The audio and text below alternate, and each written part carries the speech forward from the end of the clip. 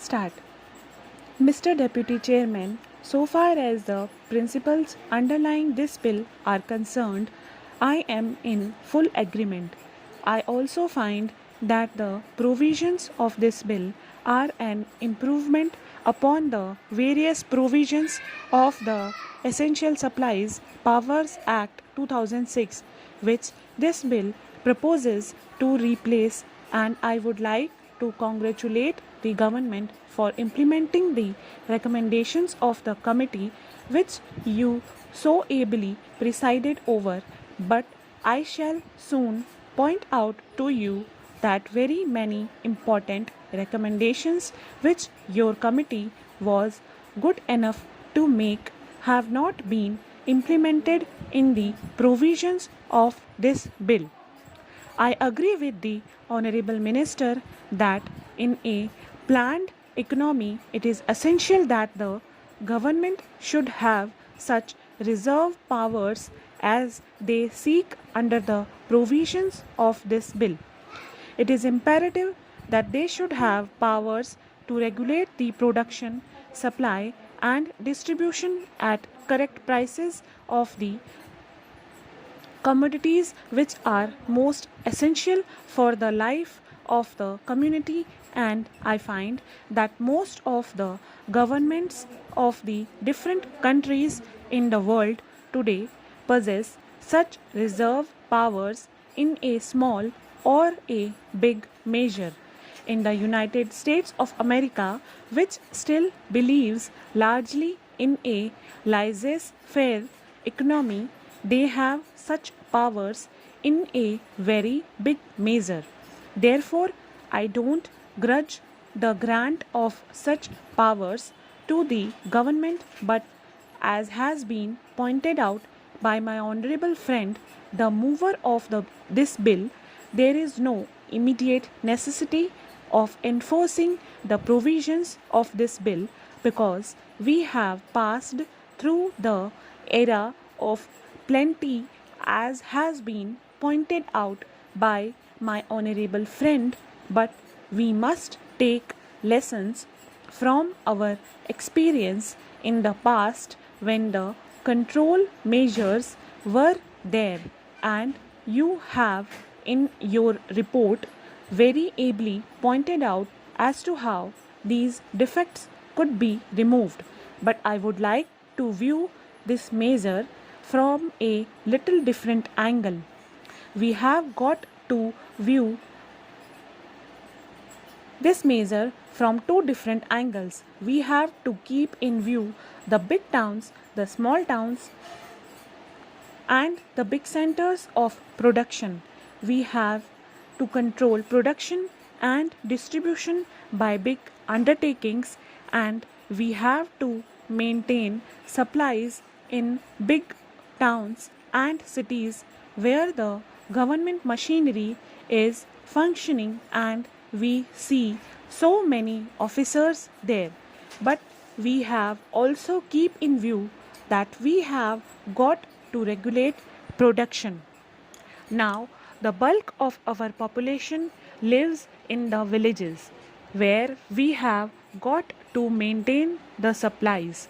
Now, these villages are spread over big distances. There is lack of communications in the countryside, and we don't have the officials who administer these controls there.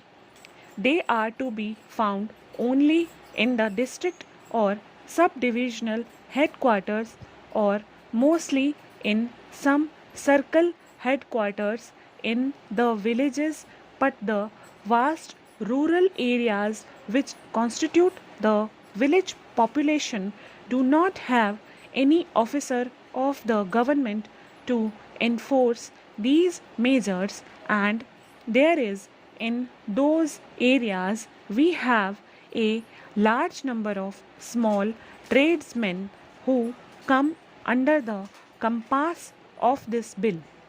The question is how to enforce these controls in those areas, in the villages and in the rural areas, and I see that unless we get the active and willing cooperation of the people in the countryside, it is impossible to administer the control through the agency of the government servants.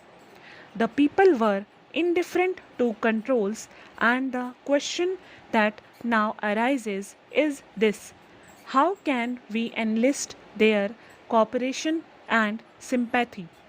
The village people must feel that they are getting a fair deal under the control measures, and unless they feel that they are being justly treated, they cannot give their cooperation to you. There was a big disparity between the prices of the controlled commodities, which were products of agriculture, and the products of industry.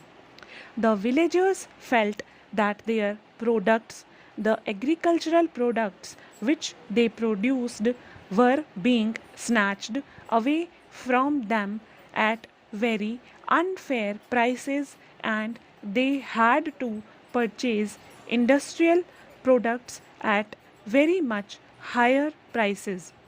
So, unless the government sees to it that a proper parity is maintained between the products of agriculture and the products of industry, you cannot have the full cooperation of the people in enforcing the control measures. The people must feel that they are being fairly dealt with.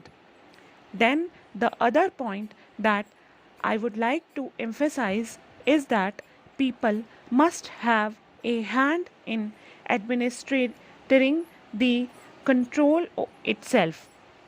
What happened during the last control days?